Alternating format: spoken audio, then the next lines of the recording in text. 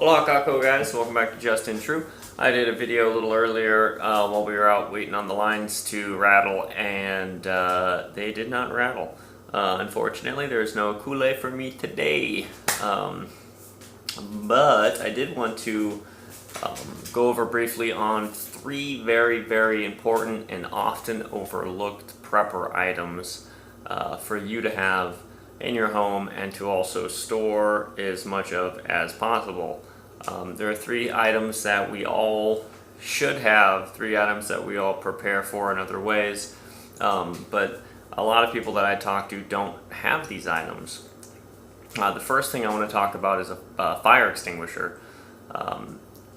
In a SHTF situation, when there's no fire department, or if you live in a apartment building, especially if you live in an apartment building, and just for an innumerable amount of reasons, you want to have a fire extinguisher. If not, have many fire extinguishers. I get my fire extinguishers from HD Supply or from White Cap. White Cap and HD Supply are both construction supply stores. They have amazing deals because they are direct from the supplier. They don't go through Home Depot or Lowe's or another place, so they get really good deals. Check them out for your fire extinguishers. You'll need lots of them. I keep some of the bigger ones around my house. I keep one or two of the small ones inside my truck. Hello, Jupiter.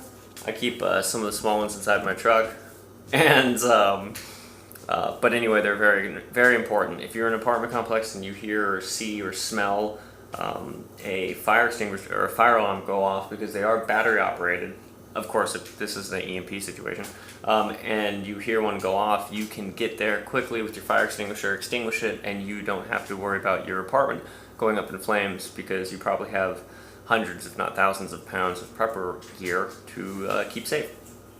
So you definitely want fire extinguishers. That and Molotov cocktails are going to be very huge. It's the one thing that a lot of people know how to make, and unfortunately they're going to be used probably very frequently throughout an SHTF situation. So hopefully you have more alcoholics in your neighborhood than you do preppers, because on a serious note, they'll be drinking more alcohol than using it to burn things down. Also, I'm not going to get too deep into this because I'm pretty sure it's illegal to talk about, but if you do, and if you are preparing Molotov cocktails, remember styrofoam, and start making yourself some gel, because that way you basically have napalm. Add a little styrofoam to it and you got yourself something that will burn without, and a fire extinguisher wouldn't be able to put it out. I love the smell of napalm in the morning. The other thing I wanted to talk about, it's equally important, is a sewing kit. A sewing kit is probably the first thing you learn how to keep after a Swiss Army knife. When you're Boy Scouts, the sewing kit is like number 2, at least over here they teach you. You're not going to be able to buy clothes, you're not going to be able to buy more rope, you're not going to be able to buy lots of stuff, but you will be able to repair it. Now you should buy plenty of sewing kits, lots of sewing kits, lots of needle, lots of thread, lots of excess patches. If you can, get some fabric, and start learning how to sew yourself. Learn how to macrame. I mean, it all sounds silly, but this is exactly what we need to do in the future. My zipper broke today at work on my jeans. I just busted out my sewing kit. It took me about 10 minutes to repair my zipper. I know there's probably people out there that can do it a lot quicker, but it helped me out tremendously, and I got straight back to work. So it's good to have. You need to do it for tears, for holes. If you want to size things, you want to taper them. If you want to add an extra layer, maybe sew in another layer of shirt or jacket into a jacket or shirt you already have. If you're in a cold place, maybe you want to take the sleeves off of your favorite long sleeve if you're in a hot place. Again, an innumerable amount of reasons you want to have a sewing kit. So fire extinguisher, sewing kit. The last thing I want to bring up in this very brief video is power supplies.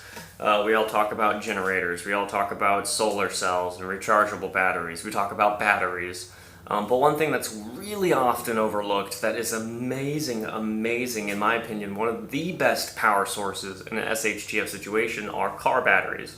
Now, you can obviously wait for the poopy to hit the fan, go out and start taking everybody's car batteries out their car, but that's a good way to get shot, especially if it's my truck. But you do want to have a few car batteries, if not 10 car batteries stacked up. I know can get pretty expensive, but you can get some cheaper ones that are made for just sound or audio equipment as well. They shouldn't be too bad, but you definitely want to have some car batteries. They'll stay good for a long time if you're not being drained, and you can use them anyway. I mean, I usually keep an extra car battery in my truck just regardless. So have some car batteries, because that will give you power for a long time. You can string up lights like this connected to the car battery. If you have copper wire, bronze wire, any wire, you can start lighting things up. You can hook up almost everything that's electronic to a car battery. Get on, if you can. Khan Academy is really good to teach you basic electronics.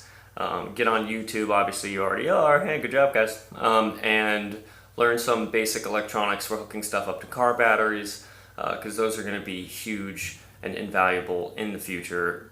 Long-term storage of batteries, and it gives you much more bang for your buck, and there's just much more energy in it. So you can use car batteries like that for months at a time if you're just illuminating your area. So keep that in mind if you're talking about batteries and power supplies. You can also recharge it with the solar cells. You can also recharge it in a number of other ways. When you're done with it, you can actually harvest the lead and acid and plastic, and there's just tons of things you can harvest from certain batteries to create into other things like weapons, ammo, medicine, shielding, EMF protection. The list goes on and on.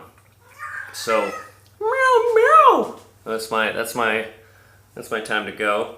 It's my little alarm clock here, my little furry alarm clock. So yes, just real quick recap. Fire extinguishers, because fires happen and we're not fireproof. Second thing is sewing kit and sewing needles, because we're going to be running through the bush, boonies. We're going to be getting shot at. There's going to be fires. We're going to be getting big and fat. We're going to get skinny. There's tons of reasons to have your sewing kit. Get sewing kits. They're dirt cheap. There's no reason not to have it. And the other one is batteries, car batteries in particular, because there's long-term storage. There's a lot of energy in it. They're going to be huge to trade for. So stock them up, man. Go down to Napa. Just pick a few up. I started looking at, I mean, I'm not too bad. I live a pretty simple life, and pardon me, and it's on purpose. I kind of like to keep it that way. Keep it simple, stupid. But there was so much needless spending that I was doing, just on random crap that I just didn't need anymore. I took, you can take those if you're a smoker. First of all, quit smoking. Come on. You love yourself. I love you. No reason to smoke, so stop it. But if you are a smoker, and a good way to help you try and quit is maybe every other pack, don't buy a pack. Or maybe buy a less expensive pack and put that money towards prepping. If you're a drinker, slow down a little bit and put that money towards prepping. I mean, a smoker and a drinker, something you can put towards is just more cigarettes and alcohol. Those are things that will trade very well and they'll sit very well, and there's value to them. So yes, go out, get the things that we didn't think about, or maybe you've already thought of this. Maybe you have a stack of car batteries and sewing kits and fire extinguishers. But I know that I do not have enough of these things, and I definitely want more. A freebie, really quick one, is eyeglass repair kits and readers.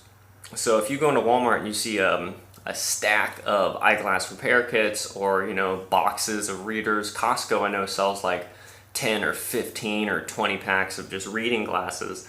Those are going to be, if you have vision problems, huge in the future. But also a good thing to trade is eyeglasses and corrective eyewear. And those little eyeglass repair kits are not only good for repair kits, but they're also good for refillable lighters and almost every type of electronic that you're going to need to repair.